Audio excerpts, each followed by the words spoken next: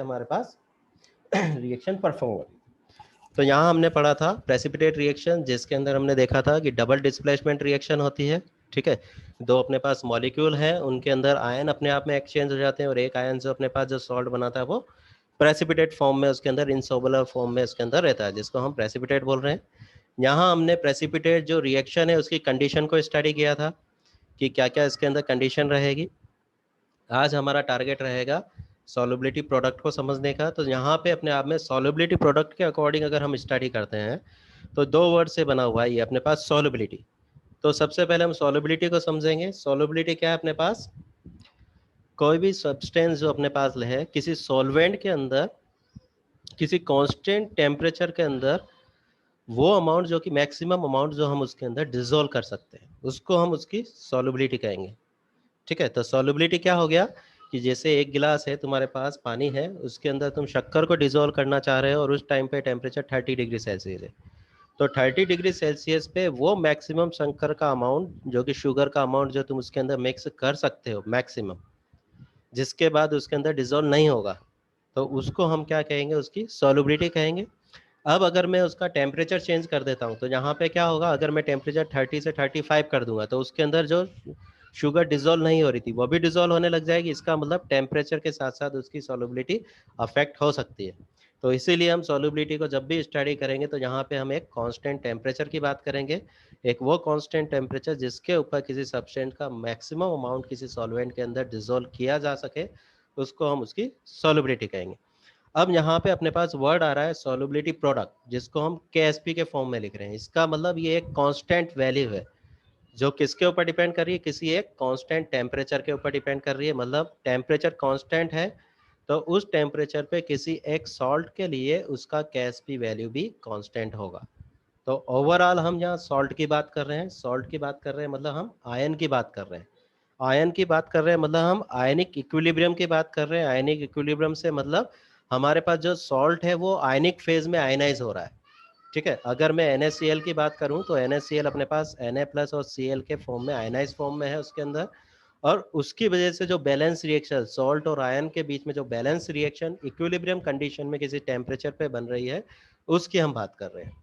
इस कंडीशन में अगर हम कांस्टेंट लिखेंगे तो अगर मैं कहूँ NaCl तो NaCl अपने आप में क्या बनाएगा? Na प्लस और Cl माइनस। अगर मैं आयनिक इक्विलिब्रियम के अकॉर्डिंग कांस्टेंट लिखी तो K equal to Na plus की कंसंट्रेशन Cl माइनस की concentration divide by concentration of NaCl। Clear? अब यहाँ पे मैं बात कर रहा हूँ इक्विलिब्रियम की बात कर रहा हूँ। अगर मैं इक्विलिब्रियम कंडीशन पे अगर मैं सॉल्युबिलिटी की बात कर रहा हूँ तो सॉल्युबिलिटी प्रोडक्ट की, तो इसका मतलब क्या हो गया? जितना सॉल्ट अपने पास जो बनना था, जो डिसॉल्व होना था, वो उसके अंदर डिसॉल्व हो चुका है। बाकी का अगर मैं उसके अंदर सॉल्ट डालूंगा तो वो अनडिसॉल्व फॉर्म में उसके अंदर वैसा का वैसा ही रह जाना है। इसका मतलब जो K equal to concentration of Na concentration of chloride ion divide by concentration of Na, जो मैं बोल रहा हूँ यहाँ पे जो कंसंट्रेशन ऑफ NaCl है वो अपने पास क्या रह जाना है? कांस्टेंट रहना है। क्लियर? कांस्टेंट रहना है। कांस्टेंट जो आयनिक कांस्टेंट है वो भी अपने पास कांस्टेंट है। तो अगर मैं इसको लिखूं तो दोनों के प्रोडक्ट को मैं KSP बोल सकता हूँ। मतलब K into concentration of salt is known as the KSP value whenever the ionic concentration of the both cation and anion are constant as a equilibrium constant, equilibrium condition। तो equilibrium condition वो condition जिसके ऊपर जो भी salt है वो अपने जो मैक्सिमम आयन केटायन और एनायन बना सकता है वो उसके अंदर बना चुका है। उसके बाद तुम कितना ही सॉल्ट उसके अंदर डाल दो, वो सॉल्ट जितना डालोगे वितना का वितना ही वो अनडिसॉल्व फेज में रहेगा।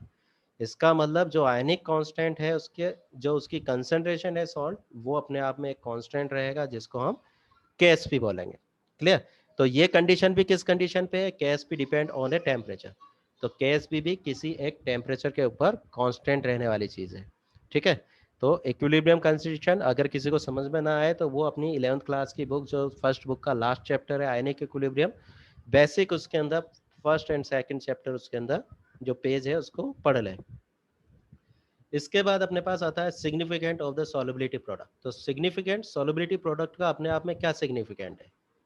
तो इसको हम समझते हैं when A salt is dissolve in a solvent the strong force of attraction of the solute lactic enthalpy of its ions must be overcome by the interaction between the ions and the solvent. तो यहाँ overall क्या बात हुई, यहाँ पे अगर तुमने 12th class में पढ़ा होगा सॉलिड स्टेट, तो सॉलिड स्टेट के अंदर हम एक चालक ऊर्जा की बात करते थे जिसको हम क्या बोलते हैं, लैटिक्स एनर्जी, लैटिक्स एंथैल्पी।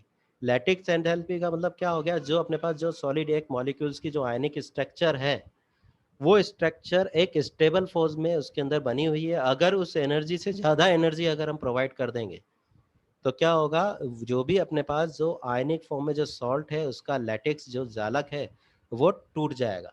ठीक है, अब वो टूटेगा उसके बाद ही वो सॉल्वेंट के अंदर अपने आप में डिजोल्व हो सकता है। इसीलिए हम कह रहे हैं when A salt is dissolve in a solvent, the strong force of attraction of the solid, जो सॉलिड के अंदर जो कैटायन एनायन के बीच का फोर्स है वो फोर्स सॉल्वेंट की वजह से वीक हो गया। तो यहाँ पे एंथैल्पी ऑफ सॉल्वेंट की सॉल्वेशन होगी जिसने उसको अलग कर दिया। सेकंड में हम कहते हैं तो solvation enthalpy of the ion is always negative, which mean that the energy is release during that this process. तो यहाँ पे मैं कह रहा हूँ माइनस नेगेटिव एनर्जी। तो जब भी हम किसी सॉल्ट को अपन डिजोल्व करते हैं तो वो डिजोल्व होगा तो एंथैल्पी हमेशा माइनस फॉर्म में आएगी, जिसको हम एनर्जी के अकॉर्डिंग जो थर्मोडायनेमिक्स के अकॉर्डिंग हमने स्टडी किया है, तो वहां हम क्या लिखते थे, delta H equal to minus, minus value अपने पास आ रही है। तो माइनस वैल्यू में अगर अपने पास डेल्टा एच आ रहा है, इसका मतलब एक्सोथर्मिक रिएक्शन हो रही है, प्रोडक्ट के फॉर्म में एनर्जी बन रही है, प्रोडक्ट के फॉर्म में एनर्जी बन रही है मतलब जो भी सॉल्ट टूट रहा है उसकी एनर्जी और कम हो रही है। जब एनर्जी कम होगी तो अपने पास क्या होगा, स्टेबिलिटी बढ़ जाएगी। क्लियर, स्टेबिलिटी बढ़ने की वजह से यहाँ पे सॉल्वेशन बढ़ जाएगा।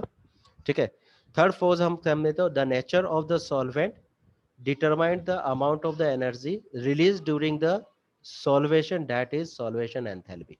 तो जैसा मैंने कहा कि अपन सॉल्यूशन बना रहे, विलियन बना रहे, तो विलियन की जो उष्मा है उसी को हम क्या कह रहे हैं, सॉल्वेशन ऊर्जा। वो अपने आप में इसी एक टेम्परेचर के ऊपर कांस्टेंट है जिसको अपन मेजर कर सकते हैं। Non polar solvent have a small value of the solvation enthalpy, meaning that this energy is not sufficient to overcome the lactic energy। अब मैं बात करता हूं कि यहाँ पे जब भी अपन सॉल्वेशन की बात कर रहे हैं तो यहाँ पे हम क्या बात कर रहे हैं, किसी पोलर मीडियम के अंदर हम सॉल्ट को डिसॉल्व कर रहे हैं। तो यहाँ पे हम क्या कह रहे हैं, सॉल्ट अपने आप में आयनिक नेचर का है तो वो पोलर मीडियम के अंदर ही डिसॉल्व होगा, तभी वहाँ सॉल्वेशन एंथैल्पी जो है लैटिक्स एंथैल्पी से ज्यादा हो पाएगी। अब मैं इसी को अगर सॉल्वेशन जो अपने पास है, सॉल्वेंट जो सेलेक्ट कर रहा हूँ वो नॉन पोलर मीडियम का है। नॉन पोलर मीडियम का है मतलब जो सॉल्वेशन की वजह से जो एनर्जी लैटिक्स एनर्जी को तोड़ने के लिए मिलनी चाहिए थी वो वहां पे नहीं मिल पाएगी, जिसकी वजह से अपने पास जो भी सॉल्ट है वो अपने आप में आयनिक फेज के अंदर उसके अंदर नहीं आ पाएगा। जब आयनिक फेज में नहीं आ पाएगा तो वो दूसरे जो सॉल्ट है उसका आयन नहीं बनेगा, तो वो अपने आप में रिएक्शन करके प्रेसिपिटेट नहीं बना सकता। So the salt are not dissolved in the non-polar solvent. Hence, for the salt to be dissolved in a solvent, its solvation enthalpy should be greater than the lattice enthalpy। तो lattice enthalpy से ज्यादा अपने पास solvation enthalpy होगी जब भी ion जो भी हमने सॉल्ट डाले हैं वो अपनी आयनिक फेज में आएंगे। आयनिक फेज में आएंगे जब भी वो आयन अपने आप में डबल डिस्प्लेसमेंट के अकॉर्डिंग एक दूसरे से जुड़ पाएंगे, एक दूसरे से जुड़ेंगे जब भी हमको प्रेसिपिटेट वहां पे मिलेगा, तभी हम प्रेसिपिटेट टाइट्रेशन आगे परफॉर्म कर सकते हैं। तो solubility depend on the temperature and it is different for the every salt। तो अपन क्या कह रहे हैं, जैसे अलग अलग साल्ट हो गया तो अलग अलग सॉल्ट है तो उसके अलग अलग आयन हो गए, अलग अलग सायल अपने आप में अपने आप में अटैच होकर डबल डिस्प्लेट के अकॉर्डिंग अलग अलग टाइप के सॉल्ट बनाएंगे। इसका मतलब अलग अलग सॉल्ट के अकॉर्डिंग अलग अलग सॉल्वेंशन एंथैल्पी की जरूरत है, अलग अलग लैटिक्स एनर्जी है और अलग अलग टेम्परेचर वहां पे उनको सॉल्वेशन के लिए रिक्वायर्ड है। इसी को हम एक यहाँ पे इक्वेशन के अकॉर्डिंग समझते हैं। मान लो ये अपने पास कोई आयनिक रिएक्शन है जिसको अपन इस तरीके से लिख रहे हैं, अपने पास कोई सॉल्ट ए फॉर्म में है, अपने पास सी और डी अपने पास आयन बनाता है। ठीक है, तो सी और डी आयन अपने पास बना रहा है तो उसके लिए अगर अपन KSP की वैल्यू लिखेंगे तो यहाँ पे अपने पास जो भी प्रोडक्ट अपने पास बन रहा है, सी और डी जो आयन बन रहा है उसकी जो कंसंट्रेशन जो बैलेंस रिएक्शन के अकॉर्डिंग आ रहा है उसके अकॉर्डिंग हम उसको लिखेंगे तो कंसंट्रेशन ऑफ सी आयन और उसकी पावर क्या हो जाएगी, जिससे भी हमने बैलेंस किया है तो उसकी पावर सी होगी। अगर डी आयन है तो उसके ऊपर जो हमने बैलेंस डी से किया है तो उसकी पावर डी हो जाएगी। तो ओवरऑल जो इसका प्रोडक्ट मिलेगा उसी को हम क्या बोलेंगे, KSP।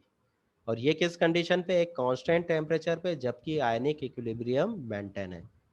इसी को अगर हम किसी रिएक्शन के अकॉर्डिंग समझे, अर्जेंटोमेट्रिक में जैसे हम सिल्वर क्रोमेट हम यूज कर रहे हैं, तो सिल्वर क्रोमेट का अगर आयनाइजेशन अपने पास हो रहा होगा तो किस फॉर्म में हो रहा होगा, Ag+ आयन और क्रोमेट आयन के फॉर्म में। अगर इसको हम बैलेंस फॉर्म में आयनिक रिएक्शन लिखेंगे तो ये अपने पास बैलेंस फॉर्म में अपने पास 2 आयन अपने पास Ag+ के हो जाएंगे और 1 आयन अपने पास क्रोमेट का हो जाएगा। क्लियर। अब इसका अगर मैं सॉल्युबिलिटी प्रोडक्ट लिखना चाहूंगा तो यहाँ पे क्या हो जाएगा, कंसंट्रेशन ऑफ Na+ और जो अपन ने बैलेंस उसके अंदर फैक्टर लगाया है उससे अपन को अपने आप में पावर वो हो जाएगी। और क्रोमेट है, यहाँ पे कोई पावर नहीं है इसके ऊपर, ये क्रोमेट ओवरऑल में अपने अपने एक सिंगल आयन है तो यहाँ पे पावर 1 है, जिसको अपन 1 को लिखते नहीं। तो इस तरीके से हम सॉल्वेशन प्रोडक्ट यहाँ पे लिखेंगे। तो यहाँ हमने क्या देखा कि सॉल्युबिलिटी प्रोडक्ट क्या होता है और कैसे उसको हम कैलकुलेट कर सकते हैं। तो सेकंड स्टेप हमने पार कर लिया। फर्स्ट स्टेप में हमने प्रेसिपिटेट रिएक्शन को देखा, सेकंड स्टेप में हमने सॉल्युबिलिटी प्रोडक्ट को समझा। इसी के अकॉर्डिंग अब हम आते हैं, इसी के ऊपर बेस अपने पास है प्रेसिपिटेशन टाइट्रेशन। तो what is the precipitation titration? तो it is a special types of the titrimetric procedure involve the formation of the precipitates during the course of the titration। तो यहाँ पे ओवरऑल हम क्या कह रहे हैं, ये एक टाइट्रेशन है, जैसा कि तुमने टाइट्रेशन करी, एक ब्यूरेट पिपेट है अपने पास, उससे अपन सैंपल को ले रहे हैं, कॉनिकल फ्लास्क है। तो टाइट्रीमेट्रिक मतलब वॉल्यूमेट्रिक टाइट्रेशन, जो तुम्हारे दिमाग में एक सेटअप है वो सेटअप को तुम्हें याद रखना है। तो वहीं पे अपन टाइट्रीमेट्रिक टाइट्रेशन कर रहे हैं जिसके अंदर फॉर्मेशन किसका होगा, प्रेसिपिटेट का होगा। तो precipitates during the course of the titration, जिसके अंदर अपने पास क्या हो रहा है, कोर्स ऑफ टाइट्रेशन के अकॉर्डिंग प्रेसिपिटेट का फॉर्मेशन हो रहा है। The titrant react with the analyte forming an insoluble material, and the titration continue till the very last amount of the analyte is consumed. The first drop of the titrant in the excess will react with an indicator and resulting in a color change, and the announce the termination of the titration। मतलब overall क्या concept है अपने पास कि जो अपन volumetric titration कर रहे हैं उसके अंदर अपने पास जो अपन प्रोडक्ट को आइडेंटिफाई कर रहे हैं उसका बेस क्या है, प्रेसिपिटेट होगा। अब इसके अंदर अपने पास क्या है, ब्यूरेट है, ब्यूरेट के अंदर हमने टाइट्रेंट भरा हुआ है, नीचे जिसको अपन को एनालाइट करना है सैंपल हमने उसके अंदर सॉल्यूशन के अंदर भरा हुआ है। जब ब्यूरेट से अपने पास में एनालाइट के अंदर एक सॉल्ट जब दूसरे सॉल्ट के अंदर आ रहा है तो दोनों आयन अपने आप में एक कॉनिकल फ्लास्क के अंदर मिल रहे हैं, और यहाँ पे जो आयन अपने पास मिल रहे हैं उनकी वजह से एक इनसॉल्युबल मटेरियल का फॉर्मेशन हो रहा है। और वो जब इनसॉल्युबल मटेरियल अपने पास बनना बंद हो जाता है, इसका मतलब बनना बंद हो गया मतलब दोनों जो अपने पास आयन थे वो अपने पास सोलुबिलिटी प्रोडक्ट की रेंज को क्रॉस करके प्रेसिपिटेट बनाना स्टार्ट कर चुके हैं, टोटली कंज्यूम हो चुके हैं। जब वो कंज्यूम हो जाएंगे उसके बाद में जब टाइट्रेंट की एक ड्रॉप हम ऊपर से डालेंगे तो अब हमारे पास जो आयन थे वो आयन उसके अंदर कंज्यूम हो गए जो प्रेसिपिटेट बनाने वाले थे। अब जो अपने पास जो टाइट्रेंट का जो आयन आएगा वो आयन किससे रिएक्ट करेगा, इंडिकेटर से। और जैसे वो इंडिकेटर से रिएक्ट करेगा तो हमको क्या दिख जाएगा कि यहाँ पे जो प्रेसिपिटेट रिएक्शन है वो कंप्लीट हो चुकी है, और हम वॉल्यूमेट्रिक फॉर्म में वहाँ से ब्यूरेट से रीडिंग आइडेंटिफाई करके उसकी कंसंट्रेशन को जो एनालिटिकल मेथड है उससे आइडेंटिफाई करके निकाल सकते हैं। तो ओवरऑल प्रेसिपिटेट टाइट्रेशन हमारे पास इस फॉर्म में हम परफॉर्म करेंगे। इसके अंदर हमारे पास प्रिंसिपल के फॉर्म में हम बात करें तो the main principle of the precipitation titration is that the quantity of the added precipitating reagent और precipitant is equivalent to the substance being precipitated। तो क्या कहना चाह रहे हैं यहाँ पे कि यहाँ पे हम क्या कह रहे हैं कि एक बैलेंस रिएक्शन की बात कर रहे हैं। तो यहाँ पे अपन प्रिंसिपल के अकॉर्डिंग अगर हम समझते हैं तो हो क्या रहा है यहाँ पे, तो यहाँ पे हमने क्या देखा, प्रिंसिपल के अकॉर्डिंग अगर हम देख रहे हैं तो प्रिंसिपल के अकॉर्डिंग हमको क्या दिख रहा है यहाँ पे कि एक इक्विवेलेंट कंडीशन की हम बात कर रहे हैं। इक्विवेलेंट कंडीशन का मतलब हम क्या कह रहे हैं कि जो भी अपने पास रिएक्शन हो रही है उसके अंदर एक आयन दूसरे आयन से कितने अमाउंट में रिएक्ट कर रहा है। अगर मैं कहूँ NaCl के अंदर तो Na प्लस Cl माइनस के कितने आयन से रिएक्ट कर रहा है, तब जाके एक प्रेसिपिटेट का मॉलिक्यूल्स हमने पास बन रहा है। तो अगर वो कंडीशन हमें पास एक बैलेंस रिएक्शन हमारे पास पता है, तो उस इक्विवेलेंट रिएक्शन के अकॉर्डिंग, रिएक्शन की स्टोइकियोमेट्री के अकॉर्डिंग हम दूसरे आयन को हम आइडेंटिफाई कर सकते हैं। इसका मतलब यहाँ पे जो हम टाइट्रेंट ले रहे हैं, वो टाइट्रेंट अपने पास क्या हो गया, अपने पास प्रेसिपिटेटिंग एजेंट की तरह वर्क कर रहा है। ठीक है, वो भी हम क्या कह रहे हैं कि जो टाइट्रेंट है उसके अंदर भी जो आयन बन रहा है, अगर हम केटायन ले रहे हैं या एनायन ले रहा है, जो अपने सैंपल के केटायन या एनायन से रिएक्ट कर रहा है, उसको उसको हम आइडेंटिफाई करने के लिए जो हम आयन यूज कर रहे हैं वो प्रेसिपिटेटिंग एजेंट की तरह वर्क कर रहा है। और यहाँ पे एनालाइट जो आयन हम आइडेंटिफाई कर रहे हैं वो एनालाइट की तरह वर्क कर रहा है। और उन दोनों आयन के बीच में जो हम बैलेंस रिएक्शन लिख रहे हैं, उससे हम वहाँ पे जो नेक्स्ट आयन जिसको हम आइडेंटिफाई करना चाह रहे हैं उसको हम आइडेंटिफाई कर सकते हैं। तो that is the basic principle of the precipitating titration. Here we will involve the three types of the methods, Mohr's method, Vollard method and Fazan method। तो यहाँ पे हम तीन टाइप्स के मेथड को स्टडी करेंगे। पहला मेथड हमारे पास होगा मोहर्स मेथड, सेकंड होगा वोलार्ड मेथड एंड थर्ड होगा फजान्स मेथड। तो यहाँ हो क्या रहा है इसको हम समझते हैं सबसे पहले। तो first of all we will study about for the Mohr's method. Mohr's method is discovered by the Karl Friedrich Mohr's, जिसने कहा क्या था 1806 से 1879 के बीच में, 1879 के बीच में। तो इसने कैसे किया, इस मेथड के अकॉर्डिंग हम समझते हैं the method utilise the chromate as an indicator. तो यहाँ पे क्रोमेट आयन हम बोल रहे हैं, तो क्रोमेट आयन हम कह रहे हैं तो CrO4-2 आयन की हम बात कर रहे हैं। तो क्रोमेट आयन को हम इंडिकेटर की तरह यूज कर रहे हैं। Chromate form A precipitate with silver ion, but this precipitate has a greater solubility than that of the AgCl ion। मतलब यहाँ पे क्या कहना चाह रहे हैं कि अपने पास कोई क्लोराइड आयन को हम आइडेंटिफाई करना चाह रहे हैं, कोई सॉल्यूशन हमने सैंपल फॉर्म में लिया है कॉनिकल फ्लास्क के अंदर जिसके अंदर क्लोराइड आयन है, जिसको हम आइडेंटिफाई कर रहे हैं, उसको हम रिएक्ट कराते हैं ऊपर टाइटेन के फॉर्म में जो सिल्वर आयन है उससे हम रिएक्ट करा रहे हैं। तो जिसकी वजह से हमारे पास क्या हो रहा है, Ag प्लस Cl माइनस सी रिएक्ट कर रहा है और AgCl हमारे पास बन रहा है। ठीक है, अब यहाँ पे जो हम कर रहे हैं फॉर एग्जाम्पल के फॉर्म में हम देख रहे हैं, तो देयर फॉर AgCl इज फॉर्म फर्स्ट। तो हम क्या कह रहे हैं, पहले क्या होगा, AgCl बनेगा and after the chloride ion is consume. जो भी हमारे पास सिल्वर आयन ऊपर से ब्यूरेट से नीचे आ रहे थे कॉनिकल फ्लास्क में, वो टोटली क्लोराइड आयन से रिएक्ट कर चुके हैं, मतलब क्लोराइड आयन नीचे अपने पास कॉनिकल फ्लास्क के अंदर कंज्यूम हो चुके हैं। And the first drop of the Ag plus ion is excess will react with the chromate indicator and give the reddish precipitate। तो जिसकी वजह से हमको क्या मिलेगा, रेडिश प्रेसिपिटेट हमको मिल जाएगा।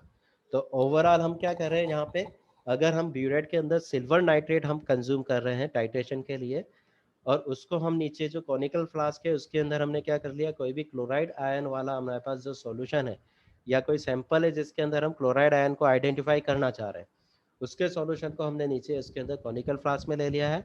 उसके अंदर जो इंडिकेटर हम यूज कर रहे हैं वो क्या है, हमने पास पोटेशियम क्रोमेट के फॉर्म में हम उसके अंदर डालेंगे। तो उसके अंदर क्या होगा, पोटेशियम क्रोमेट से क्रोमेट आयन का फॉर्मेशन होगा। क्रोमेट आयन मतलब CrO4-2 आयन अपने पास कॉनिकल फ्लास्क के अंदर नीचे बनेंगे, दूसरा क्लोराइड आयन उसके अंदर है। अब हम यहाँ क्या कह रहे हैं, ब्यूरेट से जब हम उसके अंदर सिल्वर नाइट्रेट डाल रहे हैं, तो सिल्वर नाइट्रेट से हम जब एक एक ड्रॉप उसके अंदर कॉनिकल फ्लास्क में आएगी तो वो क्या रिलीज कर रही है, नाइट्रेट आयन और Ag plus ion. Ag plus ion जो अपने पास है उसको अपने आप में बाउंड करके जो इनसॉल्युबल प्रोडक्ट बनाने हैं उसके लिए उसको दो एनायन मिल रहे हैं। कौन कौन से एनायन, एक तो क्लोराइड आयन है अपने पास और एक क्रोमेट आयन है, दोनों नेगेटिव चार्ज वाले हैं।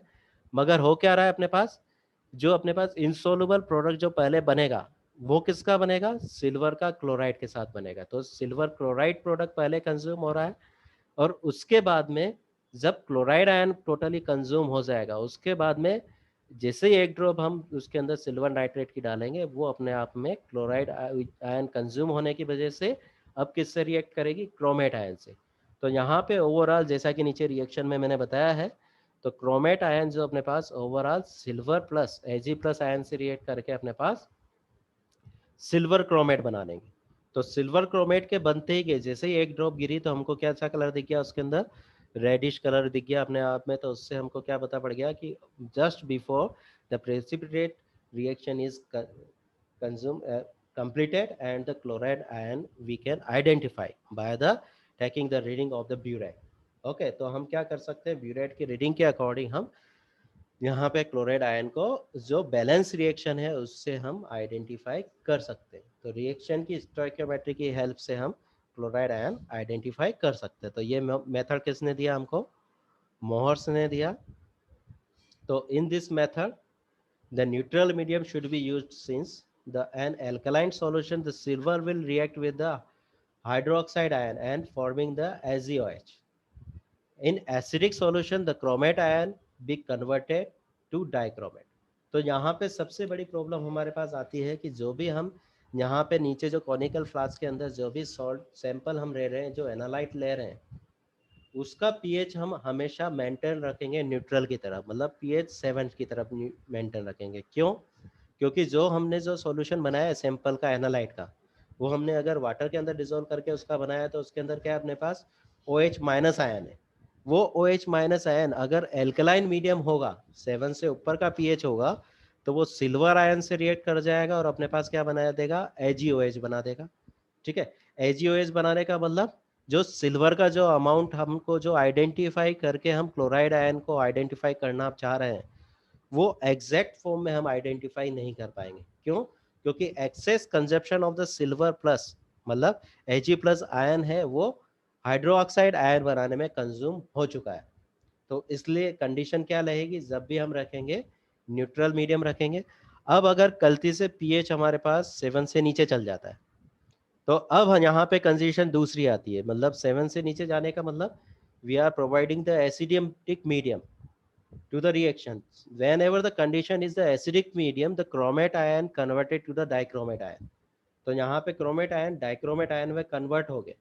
ठीक है, तो अब हम क्या कर रहे थे, CrO4 अपन यूज कर रहे थे, अब क्या बन गया, तो हमने पास K2Cr2O7 जो अपने पास बनाते हैं, तो पोटेशियम डाइक्रोमेट जैसे हम बोलते हैं, जैसे हम क्या करें Cr2O7 जो अपन -2 आयन बना रहे हैं, वो आयन वहां पे बन गया। तो हम क्या कह रहे थे, मोनोक्रोमेट जो हम क्रोमेट था वो डाइक्रोमेट में कन्वर्ट हो गया। तो डाइक्रोमेट में कन्वर्ट होने की वजह से भी इंडिकेटर अपना रोल वहां पे अदा नहीं कर पाएगा। तो therefore the pH of the solution should be kept at the about 7।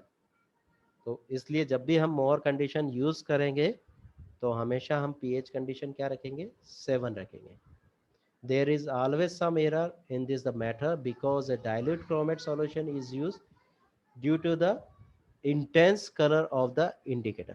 तो ये तो है, होना ही है कि क्रोमेट अपने पास क्या है, डाइल्यूट कंडीशन में हम अगर सैंपल यूज कर रहे हैं वहाँ पे, तो उस कंडीशन में हमको रिएक्शन वहाँ पे दिख जाएगी because of the reaction of the chromate with the react with the silver ion and form the reddish color, and this will require the additional amount of the Ag plus for the silver chromate to form। तो यहाँ पे हमारे पास जैसे ही chromate ion बनेगा तो हमारे पास reddish colour दिख जाएगा, जिससे हमें पता पड़ जाएगा। तो ओवरऑल यहाँ पे एक क्वेश्चन बनता है कि न्यूट्रल मीडियम मोहर्स मीडियम में क्यों कंसीडर करते हैं, तो उसका आंसर क्या होगा, एल्कलाइन मीडियम में सिल्वर आयन AgOH बना देता है और क्रोमेट आयन अपने पास डाइक्रोमेट आयन बना देता है, जिसकी वजह से हम उसको एग्जैक्टली जो क्लोराइड आयन है उसको आइडेंटिफाई नहीं कर सकते। क्लियर? तो मेनली ये जो हम मोहर मेथड यूज करते हैं वो क्लोराइड आयन के लिए यूज करते हैं। जनरली जो अर्जेंटोमेट्रिक टाइट्रेशन, जो सिल्वर के साथ जो हम टाइट्रेशन कर रहे हैं उसको हम अर्जेंटोमेट्रिक टाइट्रेशन कहते हैं, जो कि हेलाइट के लिए यूज की जाती है। उसमें भी मेनली हेलाइट हमारे पास रहता है, क्लोराइड और ब्रोमाइड। आयोडाइड को हम थोड़ा अलग मेथड से यूज करते हैं, आयोडोमेट्रिक मेथड में हम जाते हैं। क्यों? क्योंकि वो अपना खुद का कलर भी दे देता है। क्लियर? तो जनरली हम कहें तो क्लोराइड के लिए हम यूज करेंगे। नेक्स्ट हमारे पास मेथड आता है वोलार्ड मेथड। तो वोलार्ड मेथड जो हमारे पास है वो जैकब वोलार्ड ने दिया 1834 और 1910 में, and this is an indirect method for chloride determination where an excess amount of the standard Ag plus is added to the chloride solution containing the Fe plus 3 as an indicator. The excess of the Ag plus is then titrated with the standard thiazide solution and ulti the red color is obtained and which result from the reaction. तो overall यहाँ पे हम क्या बात कर रहे हैं कि यहाँ पे वोलार्ड मेथड, पहला जो हमने मेथड पढ़ा मोहर्स मेथड, उसके अंदर हम क्या कह रहे हैं, ब्यूरेट के अंदर हमने सिल्वर नाइट्रेट हमने भरा डायरेक्टली, जो हमने पास कॉनिकल फ्लास्क है उसके अंदर हमने जो क्लोराइड का सैंपल लिया, उसके अंदर हम रिएक्शन करा रहे हैं, इंडिकेटर के फॉर्म में हम क्रोमेट आयन ले रहे हैं। यहाँ जो मेथड है उसके अंदर हम क्या कर रहे हैं, जो कॉनिकल फ्लास्क है उसके अंदर जो हम सैंपल ले रहे हैं उसको हम पहले से ही जो सिल्वर नाइट्रेट है उसके साथ जो सिल्वर नाइट्रेट का जो हमने स्टैंडर्ड सॉल्यूशन बनाया है उसका एक्सेस मेजर अमाउंट हमने उसके अंदर डाल दिया है। एक्सेस में मेजर अमाउंट हमने डाल दिया, इसका मतलब जो कॉनिकल फ्लास्क है उसके अंदर जो भी हमने सैंपल डाला था उसका पूरा पूरा क्लोराइड आयन जो अपने पास है सिल्वर आयन से अपने पास रिएक्ट कर चुका है, और जो एक्सेस में जो हमारे पास बचा हुआ सिल्वर आयन है, Ag प्लस आयन है, उसको हम आइडेंटिफाई करके जो टोटल सिल्वर आयन है उसमें से माइनस करके कितना क्लोराइड आयन अपने पास में रिएक्ट हुआ क्लोराइड आयन से, उसको हम आइडेंटिफाई करेंगे। तो ओवरऑल ये इनडायरेक्ट मेथड है। इनडायरेक्ट मेथड है मतलब इस मेथड के अकॉर्डिंग हम क्या कर रहे हैं कि पहले हम एक्सेस में क्लोराइड आयन उसके अंदर डाल रहे हैं, मतलब जो स्टैंडर्ड क्लोराइड आयन का सॉल्यूशन है उसके अंदर मिक्स कर रहे हैं, ताकि हमारे पास जो एनालाइट है जो उसके अंदर एनालाइट के जितने भी क्लोराइड आयन है वो उस एक्सेस क्लोराइड आयन से रिएक्ट कर जाए, और जो एक्सेस में बचा हुआ क्लोराइड ये सिल्वर आयन है उसको हम आइडेंटिफाई करेंगे, और उसके आइडेंटिफाई से जो हमने मेजर में हमने जो स्टैंडर्ड सॉल्यूशन उसके अंदर डाला है उसमें से हम माइनस करके कितना सिल्वर आयन वहाँ पे कंज्यूम हुआ उसको आइडेंटिफाई करेंगे। तो यहाँ हो क्या रहा है, सिल्वर आयन जो भी अपने पास कोनिकल फ्लास्क है उसके अंदर सारे क्लोराइड आयन से रिएक्ट कर चुका है। जो भी एक्सेस में हमारे पास क्लोराइड आयन है जो सिल्वर आयन है वो अपने आप में किससे रिएक्ट कर रहा है, अपने पास में ब्यूरेट के अंदर हमने पोटेशियम थायोसाइनेट हमने भरा हुआ है, और इंडिकेटर के फॉर्म में हमने Fe+3 आयन को यूज किया है, वो सॉल्ट जिस जो अपने आप में सॉल्यूशन के अंदर Fe+3 आयन दे सकते हैं। तो यहाँ पे हम ब्यूरेट से जब पोटेशियम थायोसाइनेट को हम डालेंगे तो क्या हो गया, KSCN को हम जब डालेंगे तो वो अपने आप में नीचे जाएगा, तो किसके अंदर कॉनिकल फ्लास्क में जो अनरिएक्टेड फॉर्म में हमारे पास Ag प्लस जो एक्सेस में है उससे रिएक्ट करके AgSCN बनाएगा। तो हमारे पास क्या बन रहा है, अपने पास सिल्वर थायोसाइनेट बन रहा है। अब सिल्वर थायोसाइनेट हमारे पास बन गया। अब सिल्वर थायोसाइनेट बनने के बाद में हमारे पास क्या हो रहा है, पूरा जो अपने आप में जो कोनिकल फ्लास्क के अंदर जो एक्सेस में जो सिल्वर था जब वो रिएक्ट कर जाएगा, उसके बाद जैसे ही हम थायोसाइनेट की एक बूंद उसके अंदर गिराएंगे तो अब वो किससे रिएक्ट करेगा, इंडिकेटर से। तो यहाँ पे जो इंडिकेटर में हमारे पास Fe+3 आयन है वो थायोसाइनेट से रिएक्ट करेगा और अपने पास क्या बन जाएगा, इस तरह का अपने पास आयन बनेगा जिसका हमारे पास कलर होगा। इस कलर के रेडिश कलर की वजह से हमको पता लग जाएगा कि वोलार्ड मेथड के अकॉर्डिंग जो इनडायरेक्ट रिएक्शन है वो कंज्यूम हो चुकी है। The indicator system is very sensitive and usually good result are obtained. The medium should be acidic to avoid the formation of FeOH3। तो हमारे पास फेरिक हाइड्रोक्साइड न बने इसलिए हम क्या कर रहे हैं, यहाँ पे एसिडिक मीडियम यूज करेंगे। मोहर मीडियम में हमने क्या मीडियम यूज किया था, न्यूट्रल। यहाँ हम कौन सा मीडियम यूज कर रहे हैं, यहाँ हम यूज कर रहे हैं एसिडिक मीडियम।